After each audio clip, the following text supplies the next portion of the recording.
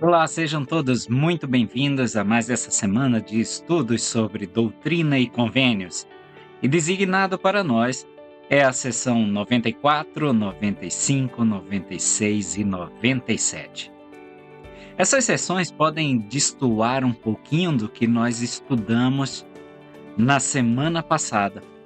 Uma sessão gloriosa, a sessão 93, né, quando nós tivemos revelações sublimes. Então, muitos alunos podem ficar decepcionados, muitos estudiosos das escrituras podem ficar decepcionados com esse conjunto de sessões que parece ter pouco a ver, ou por que essa sessão está aí.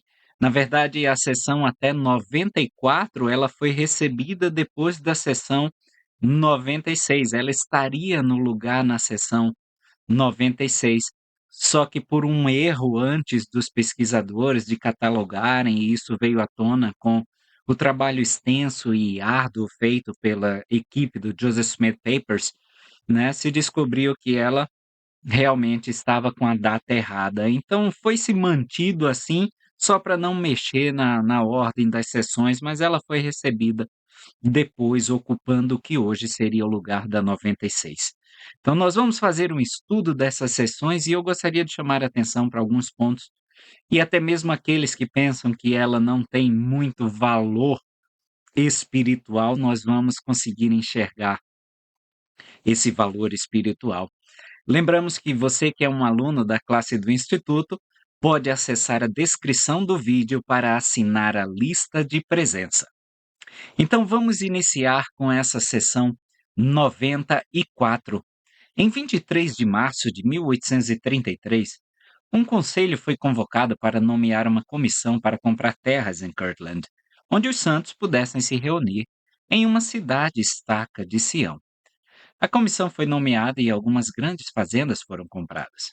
Após a compra das terras, uma planta da cidade foi mapeada e os santos começaram a se reunir nela. 2 dias antes dessa revelação, Joseph Smith escreveu: uma conferência de sumos sacerdotes reuniu-se em Kirtland para considerar a necessidade de construir uma escola para acomodar os élderes, que se reuniriam para receber instruções preparatórias para sua missão e ministério, de acordo com uma revelação sobre o assunto, dada em 8 de março de 1833, que foi Doutrina e Convênios 90, e por unanimidade na conferência. Hiram Smith, Gerald Carter e Reynolds Calhoun foram designados como um comitê para obter assinaturas com o propósito de construir tal edifício. O edifício projetado para abrigar a Escola dos Profetas, ou a Escola de Meus Apóstolos, como o Senhor a chamou, era o Templo de Kirtland. Começaremos com o versículo 1. E também em verdade vos digo, meus amigos, um mandamento vos dou, de que comeceis a projetar e preparar o início e o alicerce da cidade da estaca de Sião, aqui na terra de Kirtland, começando pela minha casa. Cada cidade da estaca de Sião deveria ser construída de acordo com o modelo da cidade de Sião no condado de Jackson, Missouri. Portanto, assim como o lugar central em Independence, uma estaca começa com os santos se reunindo em força, capacitando-os a construir casas com o propósito de promover a obra do Senhor. O profeta Joseph Smith enviou uma planta da cidade de Nova Jerusalém para Independence, Missouri, que serviu de modelo para as cidades das estacas de Sião. Ele explicou que a estaca da Cidade dos Santos se concentraria em um quarteirão de 15 acres, contendo 24 edifícios para supri-los com casas para o culto público e escolas. Esses edifícios seriam templos, cada um dos quais teria dimensões idênticas e 2 andares de altura. Quarteirões de 10 acres contendo 20 lotes iguais para casas se estenderiam a partir do quarteirão central, preenchendo a cidade até que ela equivalesse a 1 milha quadrada e abrigasse de 15 a 20 mil pessoas. Terras ao norte e ao sul da cidade serão destinadas à construção de celeiros e estábulos para uso da cidade, escreveu o profeta, para que não haja celeiros ou estábulos na cidade entre as casas do povo. Isso permitiu que todos famílias de comerciantes e agricultores desfrutassem dos benefícios de escolas públicas, refinamentos sociais, cultos religiosos e facilidade de acesso ao comércio. Quando esta praça estiver assim destinada e abastecida, construam outra da mesma forma, escreveu o profeta, àqueles a quem a planta da cidade foi enviada. E assim encha o mundo nesses últimos dias, e que todos vivam na cidade, pois esta é a cidade de Sião. A cidade deveria ser planejada tendo o templo como ponto de partida, e o restante da cidade sendo construído em relação a ele. Esse padrão foi seguido por Brigham Young ao planejar Salt Lake City. Primeiro, ele identificou o local onde o templo seria construído e traçou um paralelo entre todas as ruas a partir do que é chamado de Praça do Templo. E aí nós já começamos a ver o valor espiritual dessas sessões, começando pela minha casa. A nossa vida também deve ser construída a começar pela frequência à casa do Senhor, seguindo este modelo que o Senhor deu para os santos de outrora. Nossa vida deve ter como ponto central a adoração ao templo, começando pela minha casa. E vejam no versículo 2 outra lição espiritual que nós podemos apreender desta sessão, e eis que isso deverá ser feito de acordo com o modelo que vos dei. Reparem que daqui para frente essa palavra modelo será o tempo todo utilizada. O modelo é um padrão, e o Senhor nos dá diversos padrões. Muitas vezes nós não sabemos como construirmos a nossa vida tendo o templo como ponto central, e o Senhor dá padrões. Ele vai dar as medidas de nossa vida, as medidas da criação que devem ser preenchidas. Então vamos ficar atento aos modelos, aos padrões que o Senhor nos designa. Versículo 3. E que o primeiro terreno no sul me seja consagrado para a construção de uma casa para a presidência, para o trabalho da presidência de receber revelações, e para o trabalho do ministério da presidência em todas as coisas concernentes à igreja e reino. Esse edifício foi projetado para ser a sede administrativa da igreja. Ali, a primeira presidência teria um local para conduzir seus negócios e se comunicar com o Senhor. Hoje, os edifícios administrativos em Salt Lake City cumprem essa função, enquanto as casas das alas e as sedes de estaca fornecem escritórios para as presidências de estaca e os bispados cumprirem propósitos semelhantes no cumprimento de suas atribuições, de suas funções do chamado. Versículos 4 e 5. Em verdade vos digo que deverá medir 55 pés de largura por 65 de comprimento na área interna, e haverá um andar inferior e um andar superior, de acordo, olha lá, com o modelo que vos será dado. Essas dimensões são as mesmas do templo de Kirtland, que nós veremos na sessão seguinte. Versículo 6.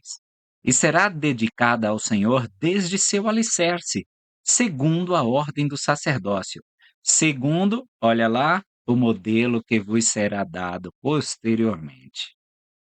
Ser dedicado ao Senhor significa ser consagrado ou separado para o seu propósito. Assim, os templos, aqueles edifícios que seriam usados como escolas ou para outros propósitos públicos em uma cidade de Sião, deveriam ser dedicados desde a fundação ou desde o seu início aos propósitos do Senhor. Serviços formais de dedicação são realizados na abertura da pedra fundamental e na conclusão desses edifícios. Há também uma cerimônia formal para o lançamento da pedra fundamental na dedicação dos templos. Então, nossa vida também deve ser dedicada ao Senhor, desde o início, desde a fundação, desde o seu alicerce. O próprio alicerce sendo Jesus Cristo, a rocha sobre a qual nós devemos construir as nossas vidas.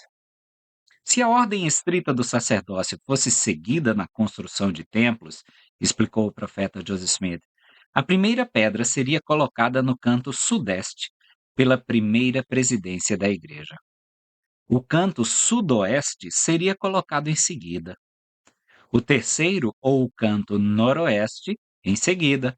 E o quarto ou o canto nordeste, por último.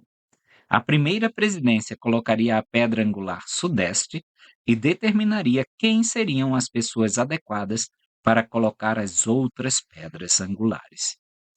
Se um templo for construído à distância e a primeira presidência não estiver presente, o quórum dos 12 apóstolos será a pessoa responsável por ditar a ordem para esse templo. E na ausência dos 12 apóstolos, a presidência da estaca colocará a pedra angular sudeste. O sacerdócio de Melquisedeque colocará as pedras angulares no lado leste do templo e o sacerdócio menor as do lado oeste. Versículo 8. E não permitireis que qualquer coisa impura entre nela, e minha glória lá estará, e minha presença lá estará. Esta é a primeira referência na restauração de que a entrada em edifícios sagrados deve ser restrita a indivíduos dignos. Os líderes da igreja levam essa responsabilidade a sério. Um dos propósitos da recomendação para o templo é cumprir as obrigações que o Senhor impôs aos santos, de garantir que os indignos não impeçam o Espírito de Deus de ser derramado sobre aqueles que estão na casa do Senhor. O Espírito do Senhor é mencionado nesse versículo como sua glória e presença. Antigamente, a presença do Senhor era marcada pelo fogo da sarça ardente ou por uma nuvem brilhante que acompanhava a aparição do Senhor e habitava entre o propiciatório da Arca da Aliança no Santo dos Santos. Êxodo, capítulo 3, versículos 1 a 6, capítulo 24, versículos 15 a 18 e Levítico 16, 2. Versículo 10, 11 e 12. E também em verdade vos digo, o segundo terreno no sul ser-me-á dedicado para a construção de uma casa para mim, a fim de imprimir-se a tradução de minhas escrituras e todas as coisas que eu vos ordenar. E terá 55 pés de largura por 65 de comprimento na área interna, e haverá um andar inferior e um andar superior. E esta casa será inteiramente dedicada ao Senhor desde seu alicerce, para o trabalho de impressão em todas as coisas que eu vos ordenar, para ser santa, imaculada, segundo, olha lá, o modelo de todas as coisas que vos será dado. A gráfica descrita nestes versículos nunca foi construída. O Senhor ordenou que antes que esta ou a gráfica da presidência fossem construídas, o templo de Kirtland fosse concluído. Dívidas, apostasia e perseguição impediram qualquer outra construção em Kirtland em cumprimento a essa revelação. No entanto, antes que o templo em Kirtland pudesse ser concluído, foi decidido em conselho erguer uma casa para a gráfica, que terá 30 por 38 no terreno. O primeiro andar será ocupado pela Escola dos Profetas neste inverno, no inverno de 1833, e o andar superior pela prensa tipográfica. Localizada perto do templo. O motivo dessa decisão parece ser a destruição da gráfica e o roubo da prensa da igreja em Independence, Missouri. A mordomia da gráfica foi dada a Oliver Cowdery e Frederick G. Williams. O segundo lote ao sul deste edifício seria dedicado à construção de outra casa, onde a impressão para a igreja pudesse ser feita e a tradução das escrituras nas quais o profeta vinha trabalhando intermitentemente por muitos meses pudesse ser publicada. Esta casa também seria dedicada ao serviço do Senhor e separada para a impressão. Versículo 15. Para que façam o trabalho que lhes designei de serem um comitê responsável pela construção de minhas casas, de acordo com o mandamento que eu, o Senhor, vos dei. Hiram Smith, Reynolds Cahon e Jared Carter foram designados para formar um comitê para supervisionar a conclusão dos templos ou edifícios mencionados nesta revelação.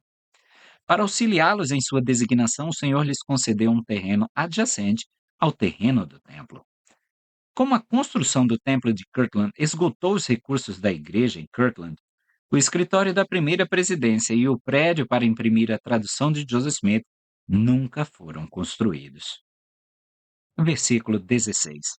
Estas duas casas não deverão ser construídas até que eu vos dê um mandamento concernente a elas. O templo em Kirtland deveria ser construído antes da casa da presidência ou da gráfica. E aí o Senhor encerra essa revelação, dizendo que não daria mais nada pelo momento. Seguimos então para a sessão 95. Em 1º de junho de 1833, o profeta Joseph Smith escreveu que grandes preparativos estavam sendo feitos para iniciar uma casa do Senhor. E apesar da igreja ser pobre, nossa unidade, harmonia e caridade abundavam para nos fortalecer a cumprir os mandamentos de Deus. A construção da casa do Senhor em Kirtland era um assunto que continuava a despertar cada vez mais interesse no coração dos irmãos, e o comitê de construção emitiu uma circular para os diferentes ramos da igreja, solicitando contribuições para a construção do templo em Kirtland. Naquele mesmo dia, por revelação, o Senhor repreendeu os santos por sua negligência na construção de sua casa, para que ele pudesse cumprir a promessa do Pai a eles. Versículo 1. Em verdade, assim diz o Senhor a vós, a quem amo, e a quem amo também castigo, para que seus pecados sejam perdoados, pois com o castigo preparo um meio para livrá-los da tentação em todas as coisas, e eu vos amo. Castigar com amor é uma característica divina que nasce do amor genuíno e da preocupação com os outros. É exigido de todos os pais que disciplinem seus filhos. Assim, quando erramos, o Senhor nos castiga. O Senhor declarou no prefácio do livro de Mandamentos que suas revelações foram dadas em parte para tornar conhecido o erro, oferecer instruções e castigar aqueles que pecam para que se arrependam. Doutrina e Convênios 1, 25 a 27. Devemos levar a sério as palavras de Elifaz a Jó.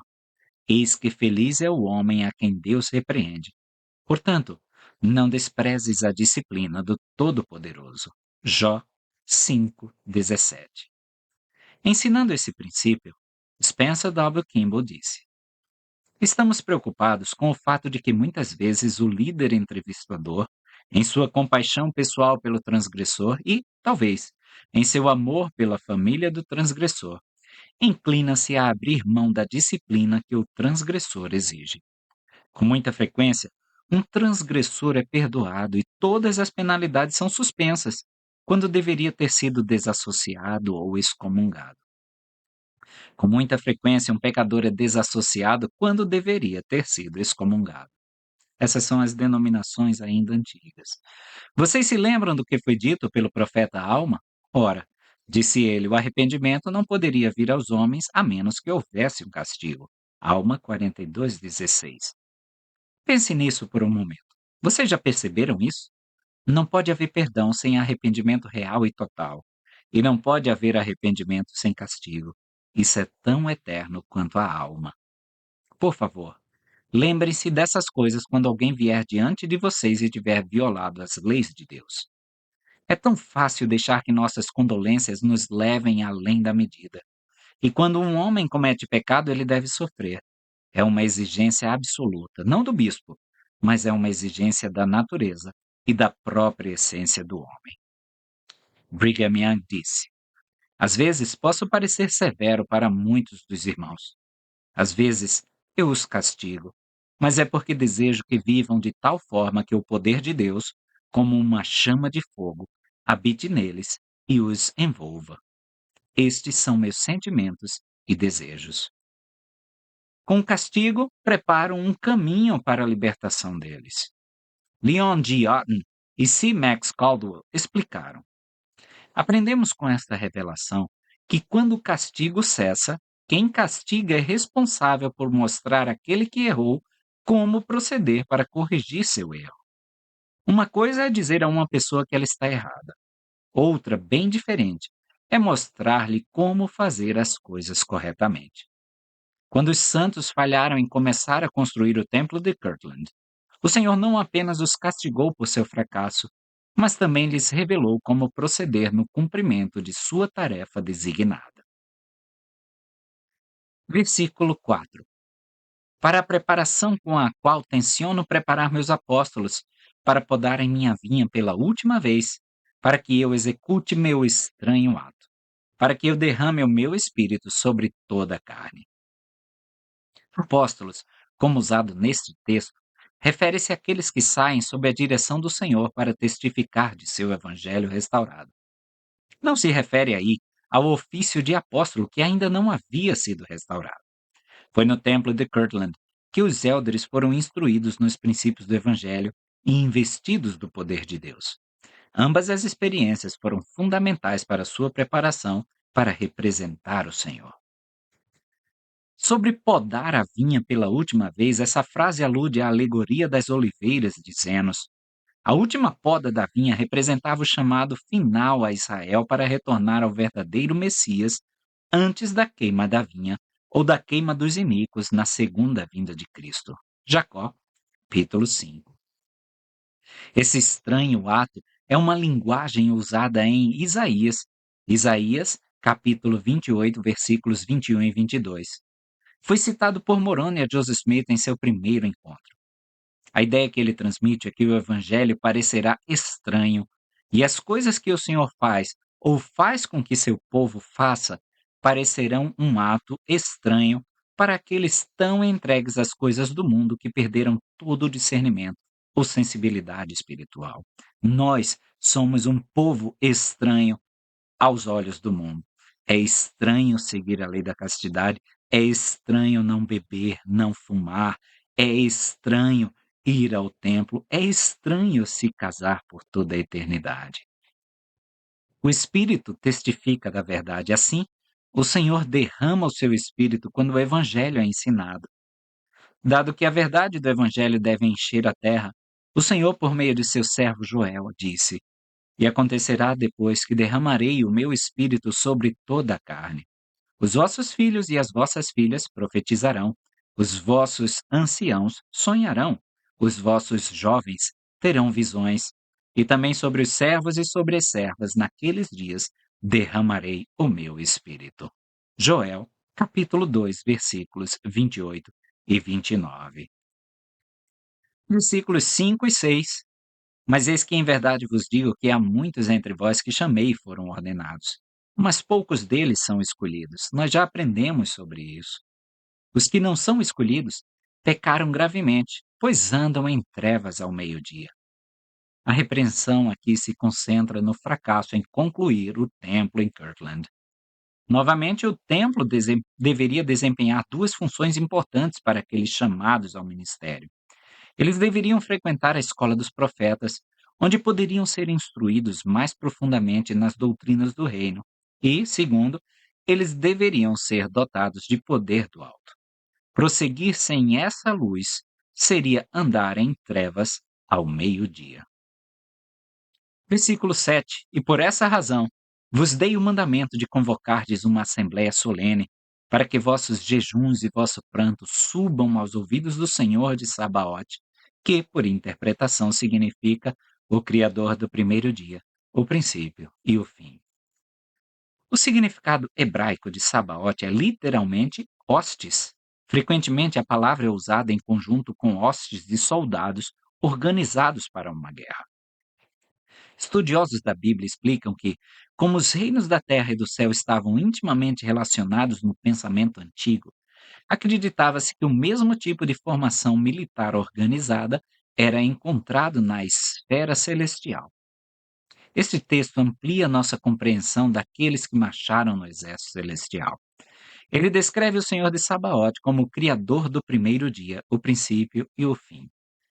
Em revelações anteriores, Cristo é referido como o grande Eu Sou, Alfa e Ômega, o princípio e o fim, o mesmo que contemplou a vasta expansão da eternidade e todas as hostes seráficas do céu antes que o mundo fosse criado. Doutrina e Convênios, seção 38, versículo 1. Novamente, somos instruídos a dar ouvidos àquele que lançou os fundamentos da terra, que fez os céus e todas as suas hostes. Doutrina e Convênios 45:1. Entenderíamos que a hoste celestial eram os espíritos justos que marcharam no exército do Senhor contra Lúcifer e suas legiões. Doutrina e Convênios 29, 36.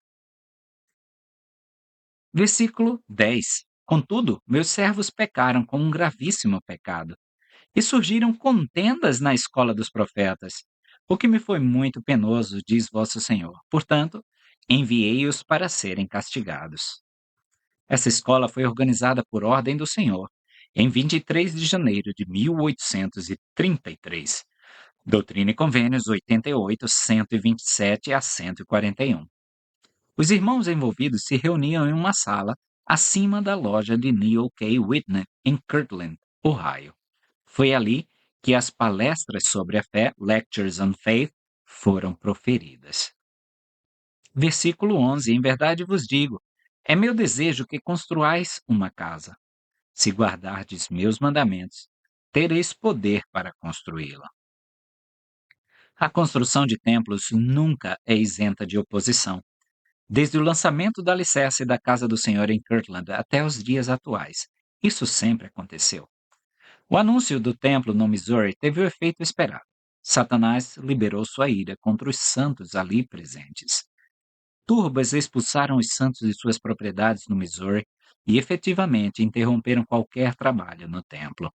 Aqueles em Kirtland e nas regiões vizinhas, incluindo o profeta Joseph Smith, foram convocados a marchar para Sião, onde recuperariam as terras das quais seus companheiros santos haviam sido expulsos. Isso atrasou a construção do templo ali.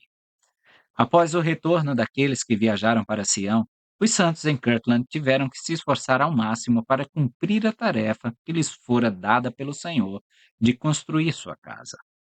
Nessa época, os irmãos trabalhavam noite e dia para construir a casa do Senhor. Heber C. Kimball registrou: nossas mulheres estavam empenhadas em fiar e tricotar para vestir aqueles que trabalhavam na construção. E só o Senhor conhece as cenas de pobreza, tribulação e angústia pelas quais passamos para realizá-lo.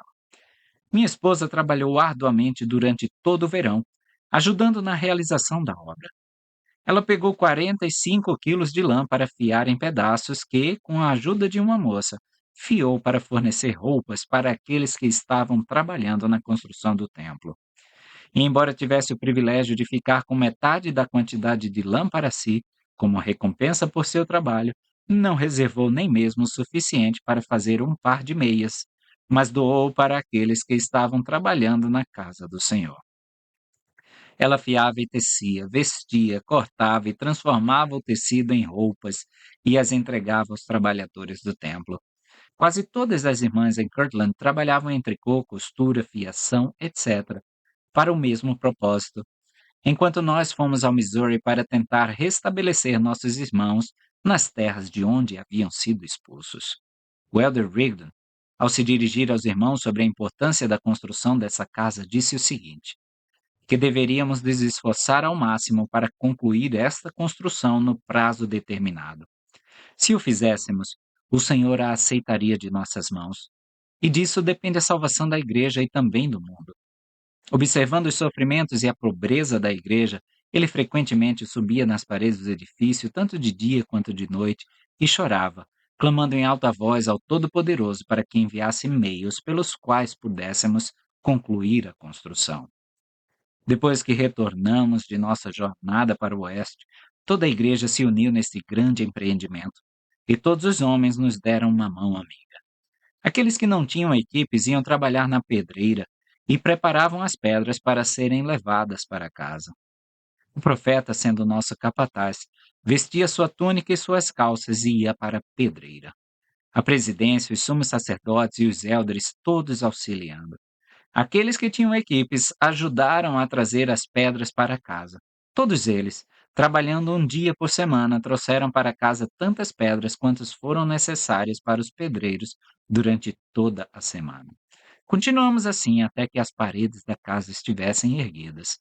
O comitê que foi designado por revelação para supervisionar a construção foi Hiram Smith, Reynolds Cahum e Jared Carter.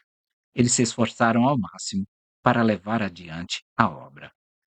O Senhor foi fiel à sua promessa e os santos conseguiram terminar o templo em Kirtland antes que Satanás exercesse novamente sua influência e eles fossem expulsos de Ohio. Versículo 12. Se não guardardes meus mandamentos, o amor do Pai não continuará convosco, portanto andareis em trevas. O Salvador disse aos seus discípulos: Se me amais, guardai os meus mandamentos. João 14:15. O amor deles por ele seria medido pela sua obediência. Por sua vez, ele disse: Aquele que tem os meus mandamentos e os guarda, esse é o que me ama. E aquele que me ama será amado por meu Pai, e eu o amarei e me manifestarei a ele. João 14:21. Aquele que é justo é favorecido por Deus, declarou Nefe, em 1 Nefe 17:35. Versículo 14. Portanto, que seja construída segundo, olha lá, a maneira que mostrarei a três de vós, ao modelo que mostrarei a três de vós, a quem indicareis e ordenareis com esse poder.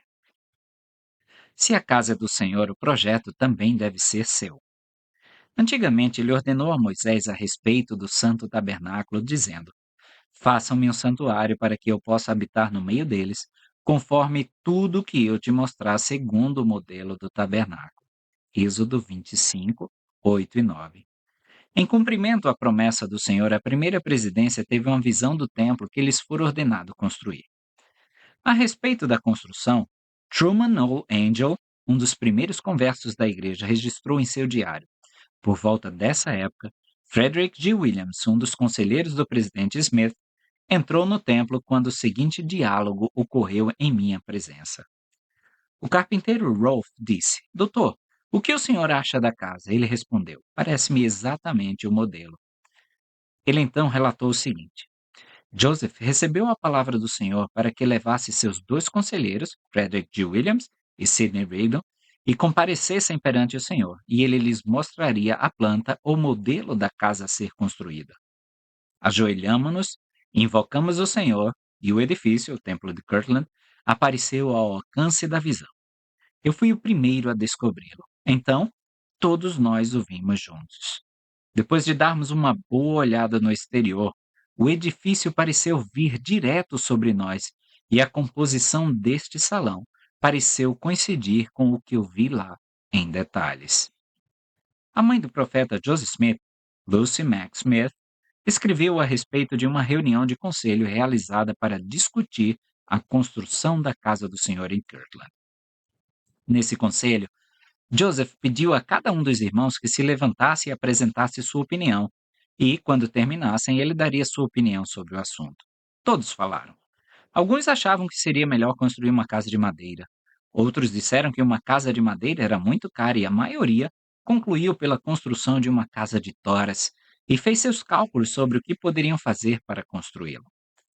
Joseph levantou-se e lembrou-lhes que não estavam construindo uma casa para si mesmos ou para qualquer outro homem, mas uma casa para Deus. E nós, irmãos, construiremos uma casa de toras para o nosso Deus? Não. Eu tenho um plano melhor do que esse. Tenho a planta da casa do Senhor dada por Ele mesmo. Vocês verão, por isso, a diferença entre nossos cálculos e a ideia que Ele tem das coisas. Ele então lhes deu a planta completa da casa do Senhor em Kirtland. Versículo 15. E medirá 55 pés de largura por 65 de comprimento na área interna. O templo de Kirtland era principalmente uma casa de adoração. Ordenanças como investiduras, selamentos, batismos e outras obras vicárias pelos mortos não foram reveladas até que os santos receberam o mandamento de construir um templo em Nauvoo, Illinois. Além disso, o templo de Kirtland foi construído para que as chaves para a realização dessas ordenanças pudessem ser restauradas. A planta física do templo atendia ao propósito para o qual foi construído. A parte inferior da casa do Senhor em Kirtland, ou andar principal, era usada para serviços religiosos, semelhante às capelas dos prédios religiosos atuais. As congregações se reuniam para adorar e participar do sacramento. Os assentos congregacionais do prédio seguiam o costume da época, que incluía bancos fechados. Os bancos Eram móveis os braços nos bancos, permitindo que a congregação se sentasse de frente para qualquer direção. A distinção que separa esse edifício de outras capelas da igreja são os 3 níveis de púlpitos em cada extremidade do pátio interno. Cada fileira um pouco mais alta que a anterior. Além disso, os púlpitos tinham 3 assentos atrás de um parapeito fechado com uma quarta fileira no nível do solo, atrás de uma mesa articulada que se estendia quando levantada e sobre a qual eram colocados os emblemas do sacramento. Os púlpitos a oeste eram designados para os oficiais presidentes do sacerdócio superior ou de Melquisedeque. Os a leste eram para as presidências do sacerdócio menor ou arônico. O parapeito dos púlpitos em cada extremidade tinha inscrições que indicavam os assentos adequados para os vários ofícios. O segundo andar tinha púlpitos em cada extremidade, semelhantes aos do andar principal.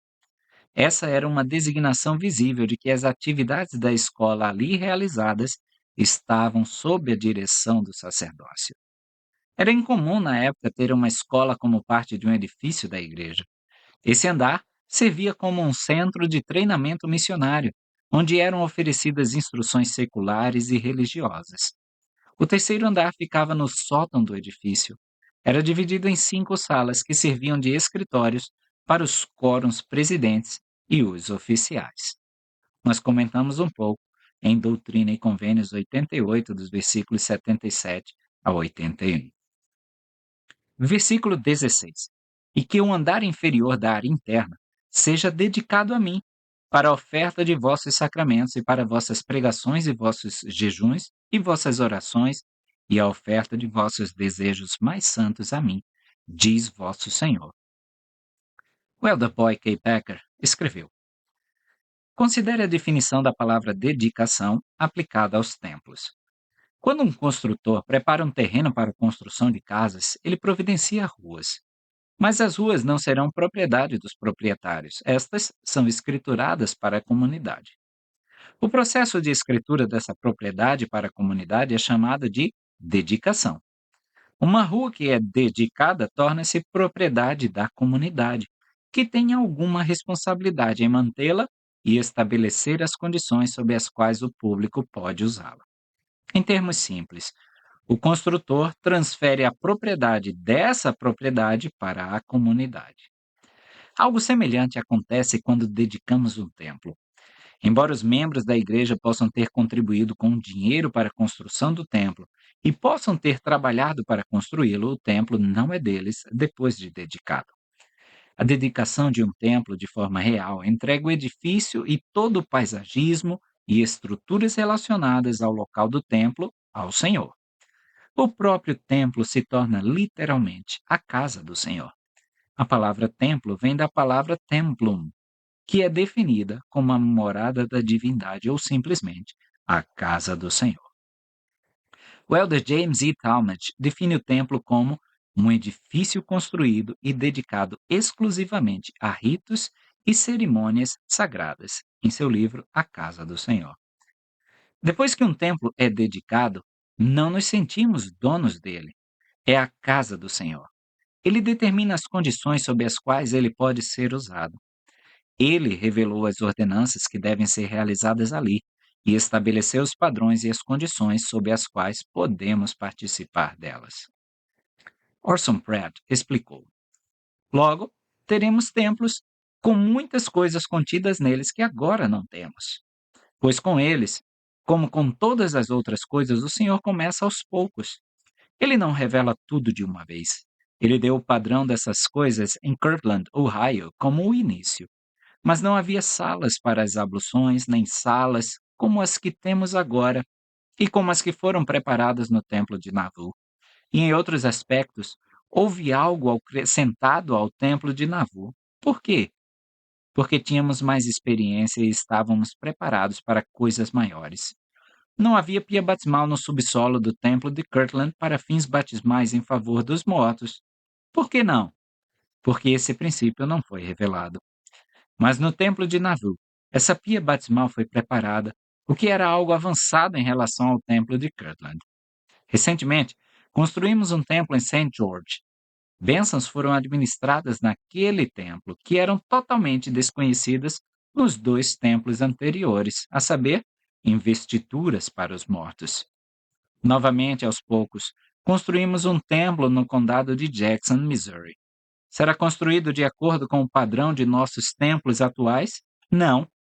Haverá, de acordo com o progresso deste povo, o conhecimento que receberem e a grandeza da obra que está diante deles, muitas coisas referentes ao modelo que será então dado, que diferirão materialmente, ou serão, pelo menos, adicionais ao que está nestes templos agora construídos. Creio que, se vocês pesquisarem no escritório do historiador da igreja, encontrarão uma planta de um templo que será construído no condado de Jackson, que será muito diferente dos pequenos templos que agora construímos. Seção 96. À medida que mais e mais santos se reuniam na região de Kirtland, surgiu a necessidade de comprar terras para seu assentamento. Em abril de 1833, a igreja comprou uma fazenda de 41 hectares de Peter French. Essa fazenda se estendia ao sul das planícies de Kirtland, perto da casa e loja de Neil K. Whitney, e subia a colina até o terreno onde hoje se encontra o templo de Kirtland. O profeta Joseph Smith escreveu: uma conferência de sumos sacerdotes reuniu-se na sala de tradução em Kirtland e considerou como a fazenda de French deveria ser distribuída. A conferência não conseguiu chegar a um acordo sobre quem deveria assumir a responsabilidade por ela, mas todos concordaram em consultar o Senhor.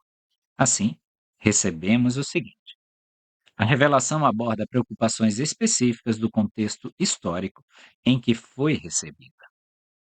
Versículo 1. Eis que vos digo, aqui há sabedoria para que saibais como agir em relação a esse assunto. Pois me convém que esta estaca que estabeleci para o vigor de Sião se fortaleça. Nessa imagem bíblica, Sião é comparada a uma tenda com estacas como suporte. Se as estacas forem cravadas firmemente no chão, a tenda estará segura. A expressão vem de Isaías, que escreveu: olha para Sião, a cidade das nossas solenidades. Os teus olhos verão Jerusalém, habitação silenciosa, tabernáculo que não será derrubado. Nenhuma só das suas estacas será removida, nenhuma das suas cordas se quebrará. Isaías 33, 20.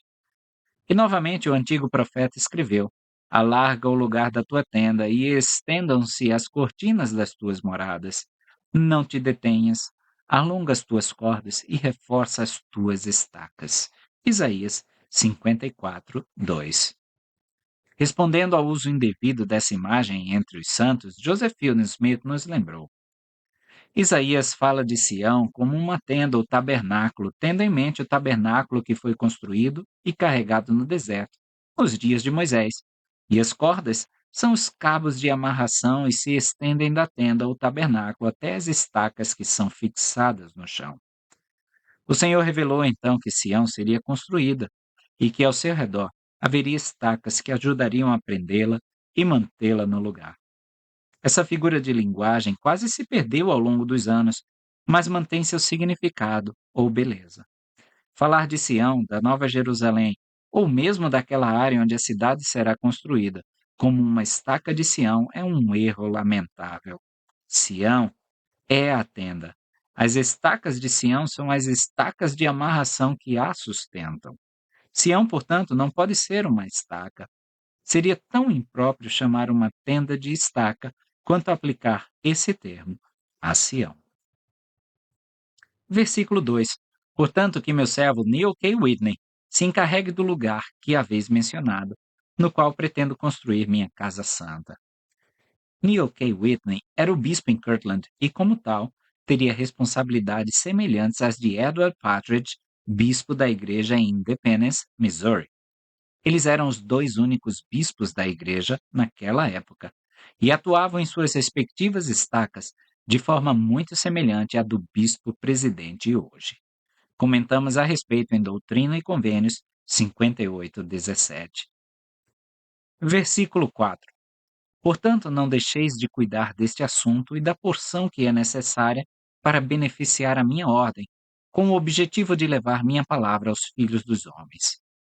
A referência aqui é a firma literária composta por líderes da igreja encarregados da administração das revelações e de sua publicação. As necessidades daqueles que trabalhavam para a firma literária deveriam ser supridas para que seus trabalhos pudessem prosseguir prontamente. Comentamos também quando falamos em Doutrina e Convênios 73. Versículo 5: Pois eis que em verdade vos digo, isto é o que mais me convém, que minha palavra chegue aos filhos dos homens, com o propósito de abrandar-lhes o coração para o vosso bem. Assim seja. Amém.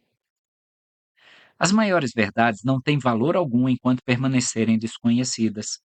É responsabilidade primordial da Igreja e de seus membros fazer tudo o que estiver ao seu alcance para compartilhar as verdades do Evangelho restaurado. Isso torna a publicação das revelações da restauração de suma importância.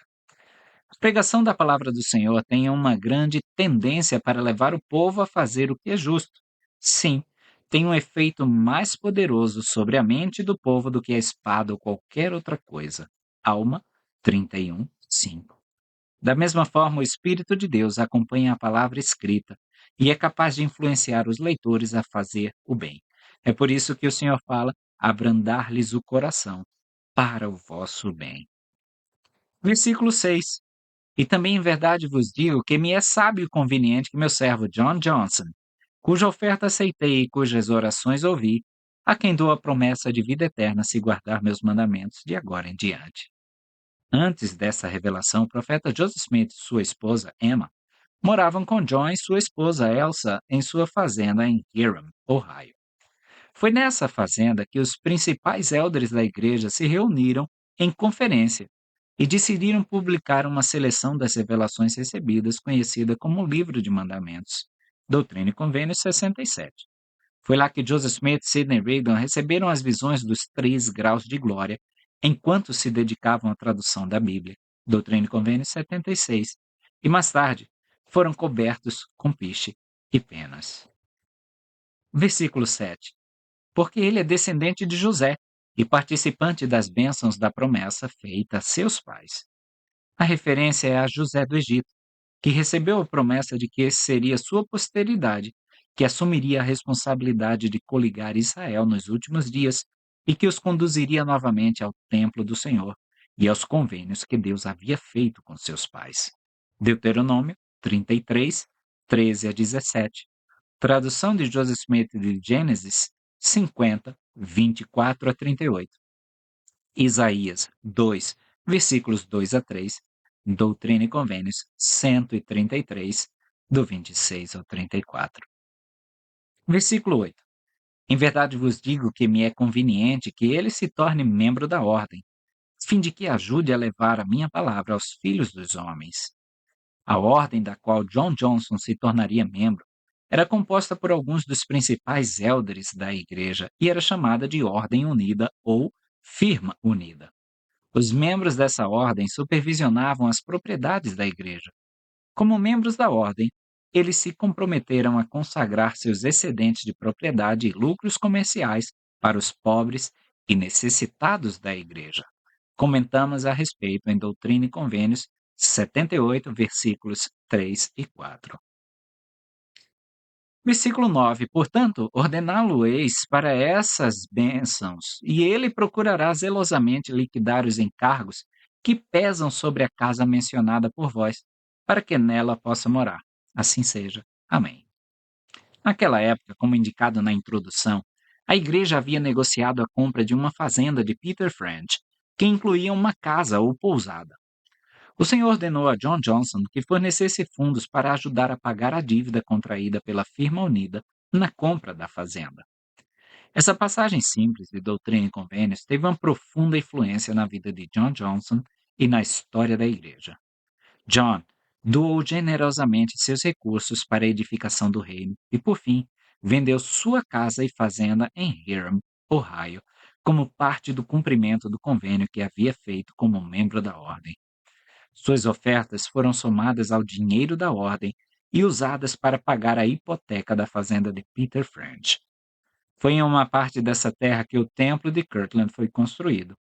Este templo e as bênçãos resultantes, a saber, as ordenanças preparatórias de investidura, abluções e unções, muitas grandes manifestações espirituais e a tão esperada restauração das chaves do sacerdócio, possuídas por Moisés, Elias e Elias o profeta, foram possíveis, em parte, graças à oferta deste único homem. E essa casa que era mencionada por eles refere-se a Peter French Inn, localizada nos apartamentos em Kirtland, no terreno ao sul da casa de Neil K. Whitney. Era essa pousada, ou essa casa que estava no lote de terra. Seção 97. Em 20 de julho de 1833, uma turba armada, aprovada pelo vice-governador do estado Lilburn W. Boggs, exigiu que todos os mormons se retirassem do condado de Jackson, Missouri. Eles saquearam a casa de William W. Phelps e destruíram as folhas soltas do livro de mandamentos que estavam na gráfica acima de sua casa. A prensa foi destruída e os pertences pessoais do irmão Phelps foram saqueados. O bispo Edward Partridge e outro membro, Charles Allen, foram levados para a praça do tribunal do condado, onde foram despidos, pichados e emplumados. Sidney Gilbert foi forçado a concordar em fechar sua loja. 3 dias depois, os líderes entre os santos assinaram um tratado com a turba declarando que eles deixariam o condado. Durante o verão de 1833, os santos em Kirtland dedicaram grande parte de sua atenção à construção do templo, conforme ordenado pelo Senhor. Em 23 de julho, no mesmo dia em que o tratado foi assinado no Missouri, as pedras angulares da casa do Senhor foram colocadas em Kirtland, segundo a ordem do santo sacerdócio. O profeta que estava em Kirtland não tinha conhecimento do que estava acontecendo no Missouri. Em 2 de agosto, ele recebeu a seguinte revelação, que advertia os habitantes de Sião a observar os mandamentos, ou seriam visitados com grande aflição, com pestilência, com pragas, com espada, com vingança, com fogo devorador. É o versículo 26 desta sessão. Comecemos no versículo 3. Eis que eu vos digo, concernente à escola de Sião, eu, o Senhor, estou satisfeito por haver uma escola em Sião. E também com meu servo Parley P. Pratt, pois ele permanece em mim. A respeito de seus labores na escola de Elders em Sião, Parley P. Pratt escreveu: No final do verão e no outono de 1833, dediquei quase todo o meu tempo ministrando entre as igrejas, realizando reuniões, visitando os doentes, confortando os aflitos e dando conselhos. Uma escola de Elders também foi organizada, a qual fui chamado para presidir. Essa classe, com cerca de 60 membros, reunia-se para receber instruções uma vez por semana. O local de reunião era ao ar livre, sob algumas árvores altas, em um lugar isolado, onde orávamos, pregávamos e profetizávamos e nos exercitávamos nos dons do Espírito Santo. Ali, grandes bênçãos foram derramadas e muitas coisas grandiosas e maravilhosas foram manifestadas e ensinadas. O Senhor me deu grande sabedoria e me capacitou a ensinar e edificar os élderes, confortá-los e encorajá-los em seus preparativos para a obra que estava diante de nós. Também fui muito edificado e fortalecido. Para frequentar essa escola eu tinha que viajar a pé e às vezes descalço. Isso, cerca de 6 milhas.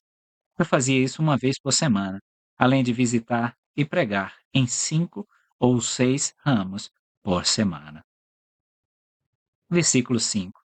E abençoá-lo-ei com uma multiplicidade de bênçãos ao expor todas as escrituras e mistérios para a edificação da escola e da igreja em Sião. É privilégio daqueles designados para ensinar no reino a receber inspiração de Deus, e se forem fiéis no ensino das escrituras, ter os mistérios da piedade revelados a eles. A bênção se estende a todos os que são chamados para ensinar, seja na primária, na escola dominical, na sociedade de socorro, nos quórums do sacerdócio ou no sistema educacional da igreja. A promessa se estende a dezenas até centenas de milhares de pessoas que foram chamadas para esse fim. Segundo o apóstolo Paulo, esses professores só perdem para os apóstolos e profetas em sua importância na igreja. E a uns Estabeleceu Deus na igreja, primeiramente apóstolos, em segundo lugar, profetas e em terceiro, mestres. 1 Coríntios 12, 28. Não há aqui a ideia de que o direito de ensinar ou de receber a revelação apropriada para a designação específica de ensino para a qual alguém foi chamado se limita àqueles que ocupam alto cargo ou posição. Todos os que foram batizados e receberam o dom do Espírito Santo receberam não apenas o direito, mas também a responsabilidade de receber revelação. Joseph Smith disse: ninguém pode receber o Espírito Santo sem receber revelações. Versículo 7. Está posto o machado à raiz das árvores, e toda árvore que não produzir bons frutos será cortada e lançada no fogo. Eu, o Senhor, disse-o. João Batista usou essa expressão em sua condenação aos fariseus e saduceus, que desprezavam a doutrina que ele ensinava e o batismo que realizava. A eles, disse: produzi, pois, frutos dignos de arrependimento. E não presumais de vós mesmos, temos por pai a Abraão, porque eu vos digo que mesmo destas pedras Deus pode suscitar filhos a Abraão. E agora também está posto o machado à raiz das árvores. Toda árvore, pois, que não produz bom fruto é cortada e lançada no fogo. Mateus, capítulo 3, versículos 8 a 10, Lucas 3, 8. Ou seja, o machado é posto na árvore do formalismo e das práticas mosaicas, na árvore das interpretações distorcidas das Escrituras e das observâncias religiosas egoístas, pois todas as árvores que não produzem bons frutos serão cortadas e queimadas. Assim foi que João Batista foi enviado para derrubar o reino corrupto dos judeus. Doutrina e Convênios 84, 28. Assim, aqueles na escola de Eldres, que assim como seus antigos equivalentes na nação dos judeus, não haviam praticado boas obras, cujas vidas privadas não correspondiam às suas profissões de fé públicas, corriam o risco de serem abatidos e destruídos. Versículo 10. Em verdade vos digo que é meu desejo que a mim se construa uma casa na terra de Sião. Olha lá, conforme o modelo que vos dei. As instruções enviadas a Sião indicam que o templo a ser construído naquela época em Independence, Missouri, era idêntico em estilo ao templo em Kirtland, Ohio, exceto pelas dimensões maiores. Versículo 12. Eis que este é o dízimo e o sacrifício que eu, Senhor, exijo de suas mãos, que a mim se construa uma casa para a salvação de Sião.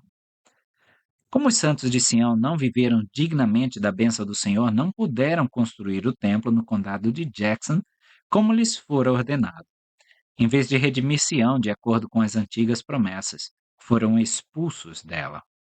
Bruce R. McConkie disse: repetidamente, os primeiros santos desta dispensação receberam o precioso privilégio de edificar Sião, de estabelecer a Nova Jerusalém e de coroar aquela cidade santa com o templo dos templos. Mas as promessas sempre foram condicionais. As provisões divinas sempre estabeleceram a necessidade de fé, obediência, retidão e completa conformidade com a lei elevada, santa e celestial. É triste dizer, mas o povo do Senhor não conseguiu obter a bênção prometida. Obedecendo apenas em parte, receberão apenas uma recompensa parcial. Por não viverem a plenitude da lei divina, foi-lhes negada uma herança na Cidade Santa nos dias de sua provação mortal. Aconteceu com os santos dos últimos dias o que acontecera com seus antepassados nos dias de Moisés. O Senhor Jeová ofereceu à antiga Israel a plenitude do seu evangelho eterno.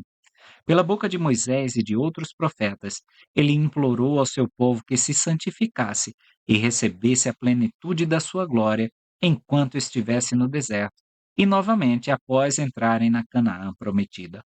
Alguns em Israel ganharam dons e poderes maravilhosos, mas a maioria do povo, obedecendo apenas em parte, não se elevou em estatura espiritual além do previsto na lei menor.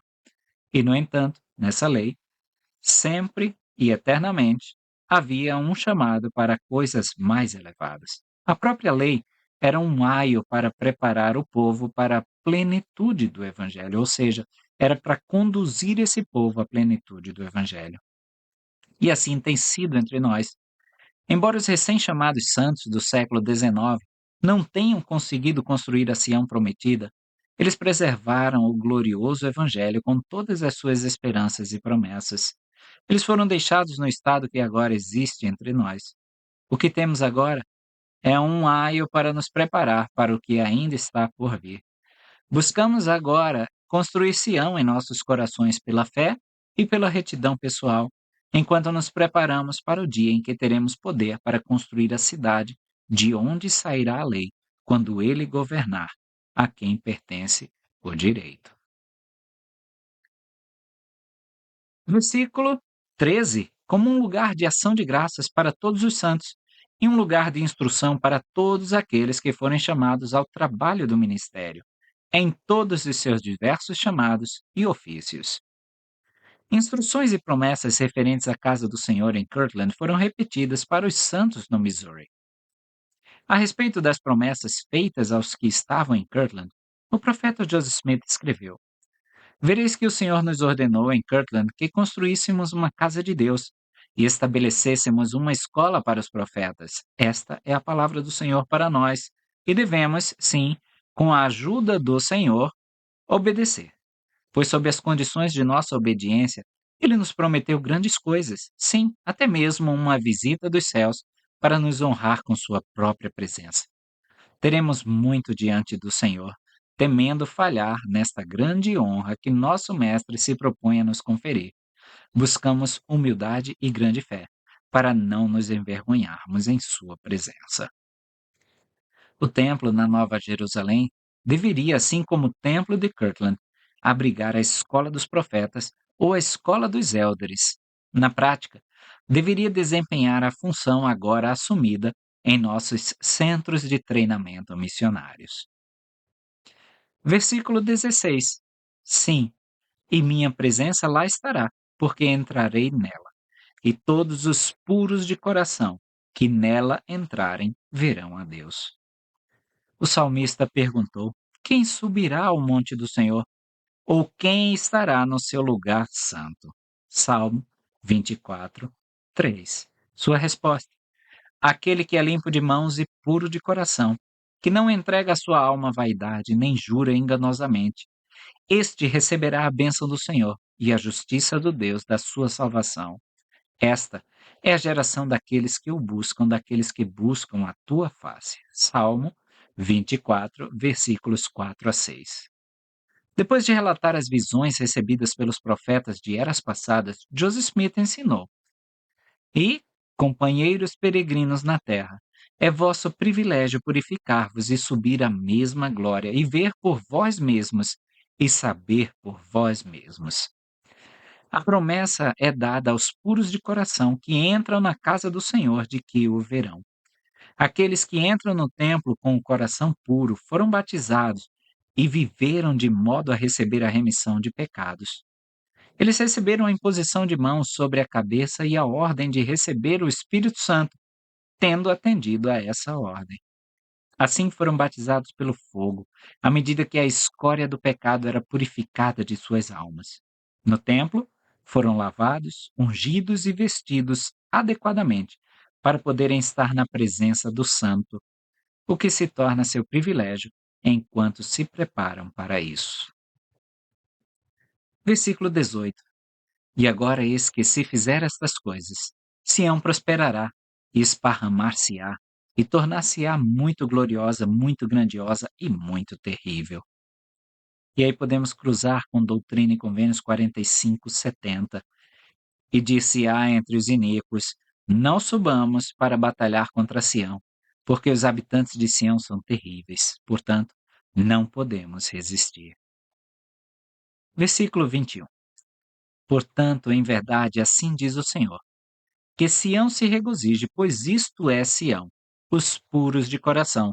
Portanto, que Sião se regozije enquanto se lamentam todos os iníquos.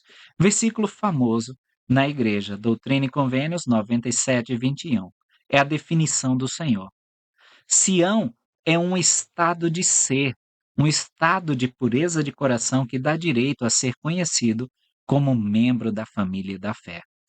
O presidente Brigham Young falou sobre os santos terem Sião em seus corações.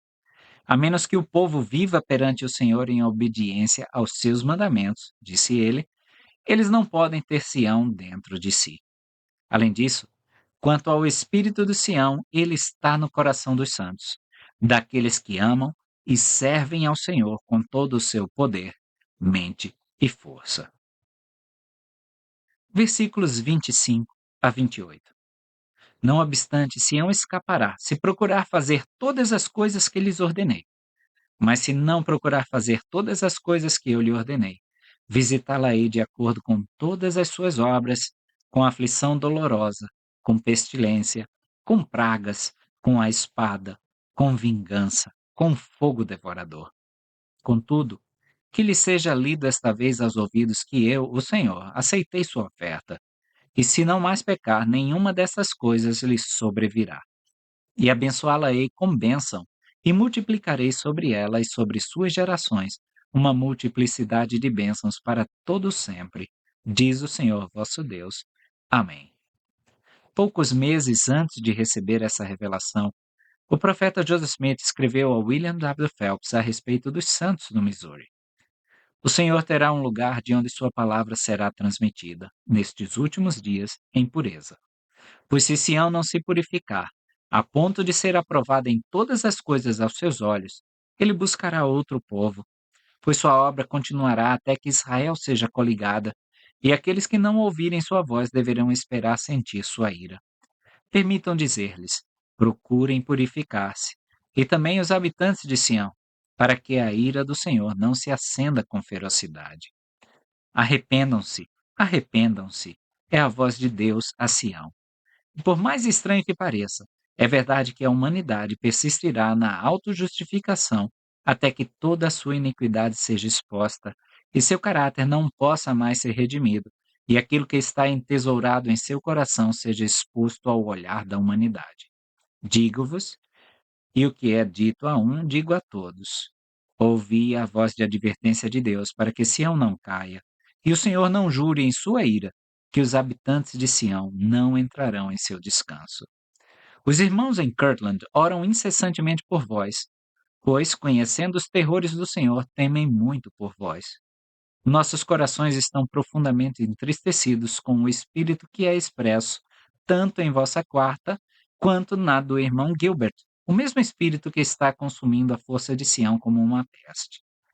E se não for detectado e expulso de vós, amadurecerá Sião para os julgamentos ameaçadores de Deus. Lembrai-vos de que Deus vê as fontes secretas da ação humana e conhece o coração de todos os viventes. Mas o Senhor promete: Sião escapará se os desígnios de Deus sempre honram o arbítrio de seus filhos. Embora o Senhor tenha preordenado que Sião, em toda a sua beleza, enchesse a terra, ele não predestinou que tal fosse o caminho para nenhum grupo específico de pessoas. Os primeiros santos tiveram uma escolha. Podiam participar da edificação de Sião em sua glória, ou sofrer aflições, pestes, pragas e espada. O fator determinante foi a obediência a todos os mandamentos de Deus, pois o Senhor não pode encarar o pecado com o mínimo grau de tolerância. Doutrina e Convênios 1:31. Os habitantes da Sião geográfica não podem ser aceitos simplesmente por causa da localização de sua morada terrena. Eles devem viver as leis de Sião. Satanás havia incitado o coração dos cidadãos do condado de Jackson à ira contra os santos. Aparentemente, ainda havia uma janela de oportunidade disponível para os santos, na qual o Senhor poderia afastar a ira de seus inimigos. Isso exigia obediência imediata e completa às leis e convênios que o Senhor lhes havia dado. Talvez nunca saibamos, antes que o Senhor venha e revele todas as coisas, como teria sido a história de Sião, se os santos tivessem dado ouvidos ao Espírito e à palavra do Senhor naquela época. E nós, vamos escolher participar da edificação de Sião em sua glória ou sofrer aflições, pestes, pragas e espada?